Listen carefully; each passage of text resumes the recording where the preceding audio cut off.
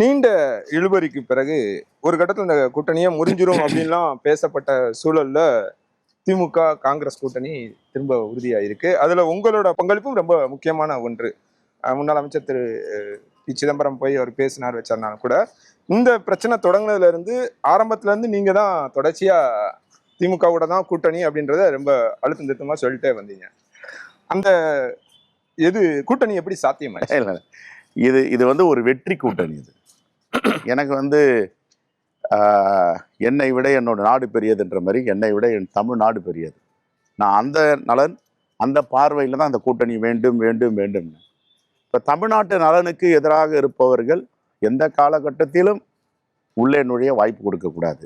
அதே நேரத்தில் நாம் செய்கின்ற தவறால் எதிரிகள் தமிழ்நாட்டு மண்ணை அபகரிக்க விடக்கூடாது. தமிழ்நாட்டுடைய கலாச்சாரம், பண்பாடு, இலக்கியம், இலக்கணம் அழிப்பதற்கு ஒரு கும்பல் துடித்து கொண்டு இருக்கிறது. அதற்கு வாய்ப்பு கொடுப்பதற்கு நாங்கள் தயாராக இல்லை. அதை தான் நான் தொடர்ந்து சொல்லி வந்து இந்த கூட்டணி என்பது இந்த மண்ணை, தமிழ்நாட்டு நலனை, தமிழ்நாட்டு மக்களை பாதுகாக்கின்ற கூட்டணி.